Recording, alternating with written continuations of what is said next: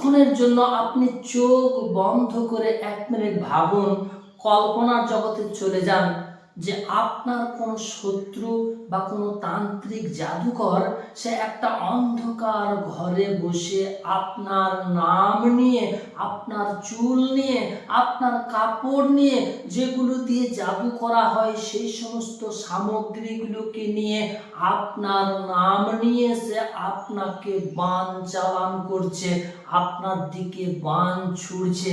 আর সেই জাদুর বাণটি আপনার শরীরে লাগার আগেই সেটি কাঁচের মতো চূর্ণ বিচূর্ণ হয়ে ভেঙে পড়ে যাচ্ছে। কেন আপনার শরীরে সেই জাদুর বাণটি লাগছে না?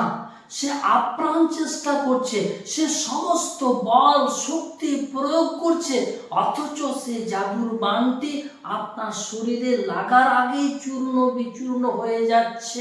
কেন? কারণ আপনার চারপাশে দাঁড়িয়ে রয়েছে একটা দেওয়ালের মতো আল্লাহর কালামের শক্তি, একটা সুরক্ষা বলয়, যার কারণে ওই জাদুটি আপনার কিছুই করতে পারছে না।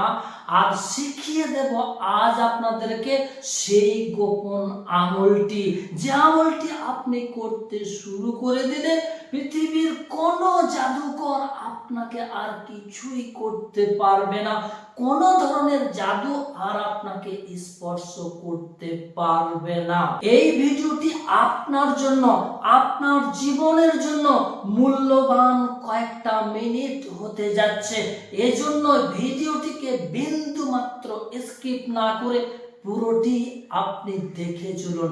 অনেকেই বলেন যে আমি নামাজ পড়ছি তবুও কেন আমাকে জাদু লেগে যাচ্ছে, তান্ত্রিক জাদুকররা কেন আমাকে জাদু করে দিচ্ছে। উত্তরে আমি বলবো, আপনি ঢাল ধরতে শিখেছেন কিন্তু ঢাল কিভাবে ব্যবহার করতে হয়, ঢালটি কিভাবে চালনা করতে হয় সেটি আপনি জানেন না। আজ এই ভিডিওতে আপনাকে আমি শিখিয়ে দেব কিভাবে আপনার শরীরের আপনি সুরক্ষা বলয়টিকে তৈরি করবেন। আর এই সুরক্ষা বলয়টি যদি আপনার শরীরের মধ্যে তৈরি হয়ে যায় তাহলে কোনো জাদু আর কোনো দিনই আপনাকে স্পর্শ করতে পারবে না। মনে রাখবেন, জাদুকর তান্ত্রিক ব্যক্তিরা যখন কাউকে জাদু করে তখন সেই ব্যক্তিটার দুর্বল মুহূর্তগুলো, দুর্বল সময়গুলোর খোঁজ করে। সাধারণত যারা কালা জাদু করে, শিফলি জাদু করে, যারা বড় বড় তান্ত্রিক মানুষদেরকে জাদুর কবলে ফেলিয়ে দেয়, তারা সাধারণত গভীর নির্জন রাত্রে, ঠিক রাত্রি 12টার পর থেকে ভোর যে সুবহে সাদিক, সেই সুবহে সাদিকের পূর্ব মুহূর্তে অর্থাৎ গভীর রজনীতে এই জাদুগুলো মানুষকে করে দেয়। কেননা এই টাইমটিতে, এই সময়টিতে মানুষেরা সাধারণত বিভোর ঘুমে আচ্ছন্ন হয়ে থাকে। তখন সেই মানুষগুলো আর নামাজের সঙ্গে যুক্ত থাকে না, কোরআনের তেলাওয়াতের সঙ্গে যুক্ত থাকে না, জিকিরের সঙ্গে যুক্ত থাকে না।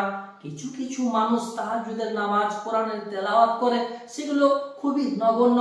তবে বেশিরভাগ মানুষেরাই কিন্তু ওই টাইমটাতে বিভোর ঘুমে ঘুমিয়ে থাকে। আর যদি আপনি এই সুরক্ষা বলয়টিকে তৈরি করে নেন, আপনি ঘুমিয়ে থাকলেও সেই সুরক্ষা বলয়টি আপনাকে সুরক্ষা দেবে মহান রব্বুল আলামিনের ইচ্ছায়। আমলটি খুবই ছোট্ট একটি আমল। এটি করার জন্য 1 নম্বরে হতে হবে আপনাকে নামাজি ব্যক্তি, 2 নম্বরে জানতে হবে আপনাকে কোরআনের তেলাওয়াত অর্থাৎ কোরআন আপনাকে পড়তে জানতে হবে। আমলটি কি করবেন ভালোভাবে বুঝে নিন। ফজরের নামাজের পরে সূরা আবাসা একবার এবং 4 কুল একবার করে পাঠ করে হাতের তালুতে ফু দিয়ে সেটিকে আপনি পুরো শরীরে মেখে নিন।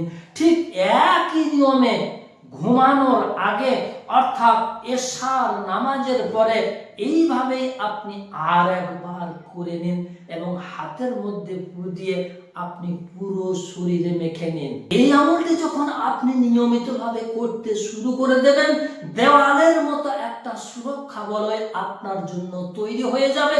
আপনি ঘুমিয়ে থাকলেও কোনো তান্ত্রিক আপনাকে আর জাদু করতে পারবে না, কোনো জাদু আপনাকে আর স্পর্শ করতে পারবে না। এটি আপনি নিজেও করুন এবং অন্যান্যদেরকেও এই আমলটি শিখিয়ে দিন।